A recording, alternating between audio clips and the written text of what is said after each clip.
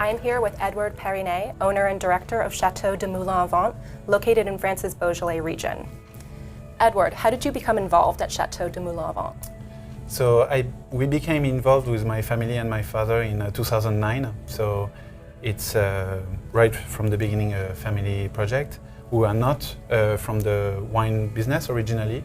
So with my father in 2008, we had this discussion about having a family project, and wine as a passion was pretty much an option.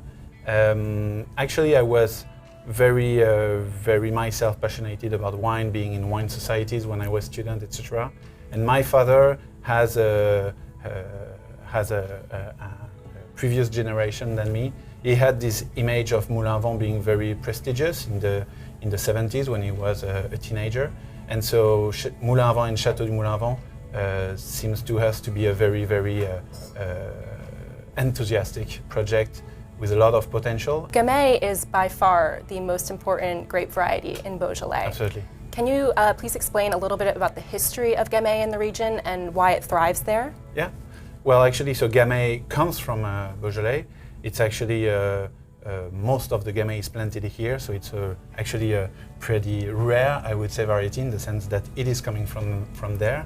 There is the most famous story about Gamay is pretty much this Philippe Le Hardy story about Gamay being banned from Burgundy, etc., which is actually pretty funny because the reality is not that it has been banned, but that Gamay is producing very nice fruits on granitic soils, and Gamay in Burgundy on limestone, clay limestone type of soils is not producing good. So it's actually just a matter of logic and a matter of quality that Gamay got focused in Beaujolais and these granitic soils, and Pinot Noir got more focused on the clay and limestone soils. I think Gamay is a very unique variety, a very atypical variety also, which has a lot of personality. It gives, of course, a lot of fruit, and this is a tremendous asset for us to have these fruity wines. So Moulin-à-Vent is one of the 10 crus in Beaujolais. What makes it unique from the rest? I would say 4 reasons. The first one is history. Moulin-à-Vent is one of the very first AOC being created in France, so it has been for a long time considered by the French administration, by the locals, by the vintners, as a very unique appellation. This is the first point. The second point is the diversity of terroir that we have in Moulin-à-Vent.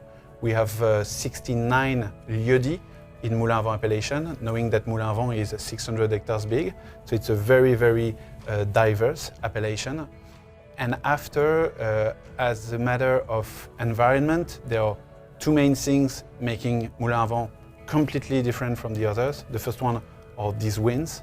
Moulin-à-Vent means windmill, and this windmill is still here after 5 centuries. And actually, these local winds can have a very important impact when it's hot before harvest in the summer. When these winds are blowing, they are able to concentrate the berries, and so goes more into this direction of more concentrated and structured wines. And also so the winds, and also these type of granites which are very sandy and which are also combined to iron oxides. So till 1919 in the village of Romanèche-Thorin, it's our village, there was the biggest manganese mine of France, which closed for financial reasons. But the manganese, which is naturally here in the soils of Moulin-à-Vent, is combining naturally with iron oxides. And these iron oxides have also an impact on stressing the vines and the Gamay producing less in Moulin-à-Vent and giving this typicity. Afterwards, as I said, 65 lieux-dits, it's a big diversity, and it would take a long time to explain all these different terroirs we have in Moulin-à-Vent. So one of your goals with your wines is ageability, something that isn't typically associated with Beaujolais wine. Why is this one of your goals, and how do you set out to achieve it? Well, I think our goal is even simpler than this. Our goal is to produce good wines, and actually it's better if you can enjoy a wine when it's young and when it's old. That's the only point. Moulin-à-Vent gives us this opportunity to also enjoy wines after a certain time. So yes, we, once more, thanks to the Gamay, we have wines which are really enjoyable after, you know, a few years, like we are tasting this 15, which have a very, I think, very good maturity, and you know, they are showing very nice fruit and good density. So we can enjoy it now, and we can enjoy it. This is clearly the case of this 15 vintage in, I don't know, 20, 30 years easily. So that's not really an objective. This is just what Moulin-à-Vent gives us, and we will be silly not to take advantage of this particularity of Moulin-à-Vent. Well, Edouard, thank you so much for sharing these wines and for telling us a little bit more about Moulin-à-Vent. No, thank you very much. Thank you. Cheers. Cheers.